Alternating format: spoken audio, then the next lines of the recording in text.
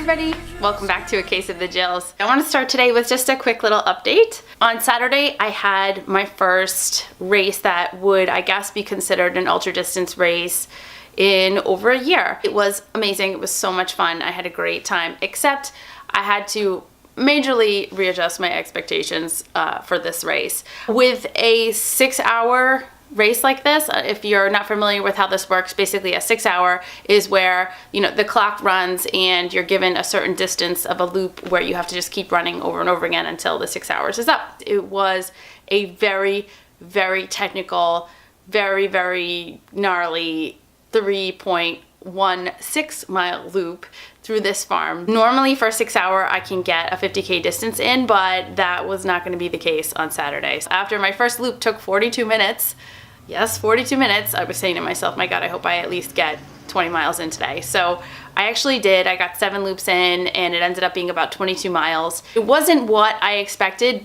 I was prepared for more. I was prepared for at least a marathon or, like I said, a 50K. I'm really happy that I did it. I got to see some friends that I hadn't seen in a while. If you've ever done a race in New England or any place where you have the changing seasons and the leaves fall, you have this weird situation where you have tons of rocks and roots and they're covered by leaves, and the leaves have this way of sort of reflecting the sunlight where you cannot see all the roots and the rocks, and you're just kind of like watching your footing all the way through, and it can be enormously taxing. But it was great and I loved it and I'm glad I got to do it, so that's a good thing. Today is going to be video number 2 in the hormonal health series, and today I'm going to talk about cortisol. Cortisol is super important because if we understand why we get a huge rush of cortisol, we can figure out how to not get that huge rush of cortisol. What happens is when you're in a stressful situation, the hypothalamus signals the adrenal glands to pump out adrenaline and cortisol. And when you have that huge pump of those stress hormones, you're going to have a decrease in the female hormones necessary to get a period. This is part of that flight or fight response, which I'm sure you've heard about, and this is evolution trying to save you. In the face of some type of threat or terror, which can be running away from some kind of animal that was going to eat you, or perhaps there is a storm and you are out exposed from your cave and a lightning storm is coming and you need to run away. Any type of threat like that is what this was designed for. This cortisol shoots up, it gets you all alert and ready to go and ready to fight and ready to run if you need to. But in the meantime, you have stolen from the normal production of female hormones. There is a study that you can read that talks about how women who have the hypothalamic amenorrhea that we've been talking about actually do have increased cortisol running through their bloodstream.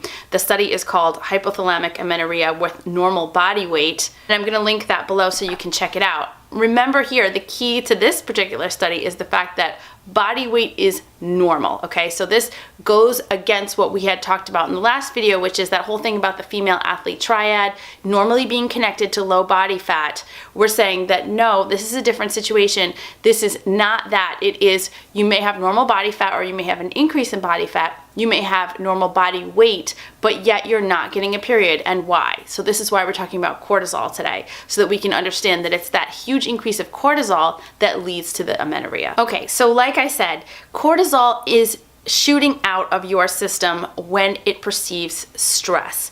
And even though from an evolutionary perspective we were designed to run away from lions, the fact is that there aren't so many lions in our world right now. What has happened is that the normal everyday stresses and even some not so normal everyday stresses that we encounter will trigger this cortisol response. When I was going through this, it was really time for me to stop and think about where my stresses were coming from. And this is the first question you need to ask yourself. Stresses can come from many different places. So there's the obvious constellation, and it's work, family, school, relationships, economics, okay? And I'm not trying to gloss over those or just be flippant about them. Those are really big things that cause stress. Absolutely, there's no question. But those are not the only things that cause stress, especially when you're an athlete. When you're an athlete, you're in this really interesting predicament because what you're doing is actually inducing a stress response. See, the thing is that when you go for a 10-mile run, your body doesn't realize that you're not running from a lion. It is giving you a big boost of cortisol and adrenaline to keep that run going. Even though you're not running away from a lion, you're still running. Your body's still producing those hormones. So aside from all those things, the family, the personal, the economic, the school, you also have this big component producing stress, which is your exercise routine. Of course, exercise is healthy and it's going to allow you to be calm up to a certain point. But let's face it, we're endurance athletes. So we're not going for a casual stroll around the block. We are busting out big mileage, sometimes big vertical, all the time. This is creating a cortisol release every time we do it. On top of this, we need to take a look at our nutrition. Chronic energy deficiency from not eating enough is going to create a stress response. So you're doing all that exercise, which is shooting up the cortisol. And then if you come home and you're not fueling properly, so you're not fueling properly during your exercise and you're also not recovering properly, eating enough after that exercise, your body gets nervous. It's shooting out cortisol because it believes it's in a famine. This is another place that I had to look at for myself and really do some thinking. And the last area that I think is really important for us to look at as athletes is sleep. This is something that was really, really hard for me, especially as I was going through some major issues with overtraining. One of the first and most important, and I think I completely overlooked it, so I'm a goofball, I know this, but I wasn't getting enough sleep. When you're not getting enough sleep, you are not allowing your cells to rejuvenate and regenerate. You are not allowing your body to rest. Again, over time, that's going to keep that adrenaline pumping through your system so that you can get through your day. Now let's add caffeine on top of that because I know you drink coffee. So that's just adding to the cortisol and the adrenaline and all of that stress hormone being pumped out. So to quickly recap, it's your life, it's your exercise, it's your nutrition, it's your sleep. What did I do? How did I fix this? I'm going to tell you what I did, and then maybe it will help you think about what you can do to try to fix your situation. The first thing I needed to do was take a look at my life. So that's the work stress, the family stress, relationship, friends, all that stuff. I had to make some hard decisions, and some of the things that I had to do were to try to spend less time with people that were toxic. I had to think about my commitments to people and groups and try to lessen the cases where I was doing things out of obligation or out of guilt or any of those things. It's just, we all have those people in our lives that kind of weigh on us and don't really make us feel good about ourselves. We have this guilt thing too, so we just keep pushing ourselves into situations that can cause a lot of stress, and I definitely had a lot of that. So I had to kind of let that stuff go. The second thing I did was go with a meditation practice. I know this sounds like hippy dippy and everyone's like, oh, you meditate. Just don't think of it that way. I got the HEADSPACE app, which I can link below and you can check it out. And I'm not really good at meditation because I'm not really good at sitting still, but I learned. And the guy who runs the HEADSPACE app has this amazing voice and he leads you right through it, and it's anti-stupid proof, and if I can do it, anyone can. It really helps you smooth out the frenetic brainwaves that tend to be associated with people like us who are endurance athletes and a little bit nuts, let's face it. Of course, I had to address my chronic energy deficiency problem. For me, this meant running less, eating more. I know this is hard. If you haven't watched my other videos where I talk about some of the dietary adjustments I had to make and also some of the issues associated with weight gain and all this stuff, go check out those videos. I promise you it's not as bad as you think.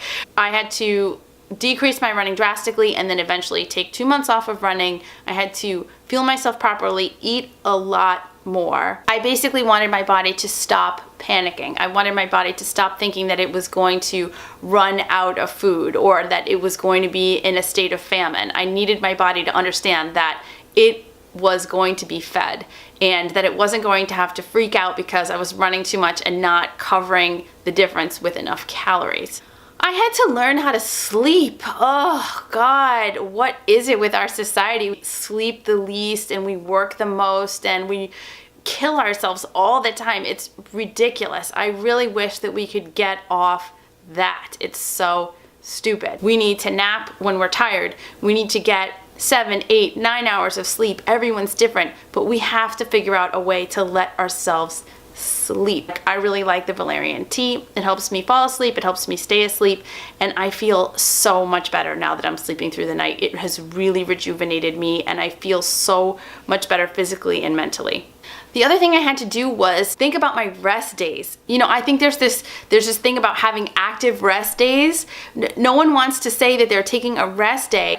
Well, I didn't want to totally do nothing because, you know, I always have to stay active, so I went to yoga. I did some stretching. I went for a walk. It's like, chill, slow your roll, sit down, shut up, put your feet up, eat some ice cream, sit on the couch, relax. If I could not take a full day of just doing nothing, I mean, that's a problem. That's really a problem. So I have learned to embrace the complete and total rest day every week, and that has really helped me a lot too. Finally, this was a time for me to think about having other interests. My life is running. My life has always been running. It has been running for so long that I can't remember what I did before I ran. Like everyone, you know, I had in the back of my mind a list of books I wanted to read, maybe a class I wanted to take, maybe a hobby I wanted to try, and I gave myself permission to try some of those things, look into some of those things. It's no coincidence that right around this time was when I got my dog. I never wanted to have an animal because I really thought that it would put a kink in my training schedule. I'm being totally serious here. I was willing to forego the love of an animal that I wanted so much. I was willing to forego that because I was too focused on my training schedule.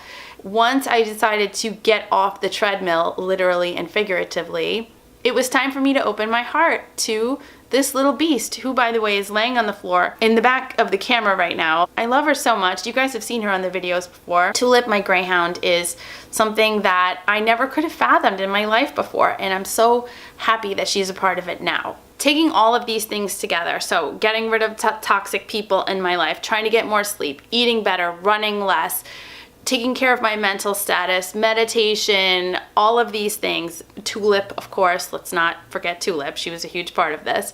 It enabled me to get on this better cycle of less stress, less cortisol, less adrenaline, so that now my female hormones found a place to start coming in again. I didn't take any supplements, as I've said before. I didn't do anything that was artificial. All I did was eat better, take better care of myself, decrease my stress, try to chill out. Please try to think of this. If you are struggling with amenorrhea and you are a female athlete, please do some thinking. Think about how much you're sleeping. Think about what you're eating. Think about what you're surrounding yourself with in your work, in your personal life. Think about the messages that you're telling yourself. Think about how frenetic your energy is and if there's a way to kind of chill out. Maybe go get a dog. I don't know. Try something. Eat more chocolate. That always works for me too. Give this video a thumbs up if you liked some of these ideas that I gave you, and I really hope that this is helpful. Please let me know in the comments below what else you would like me to talk about when it comes to hormone health or amenorrhea or ultra running or Italy or greyhounds or whatever it is that you want me to talk about. I'm really enjoying spending this time with you, and I hope you guys have a great day. Tomorrow's Thanksgiving, so happy Turkey Day to everyone. Thanks so much for watching.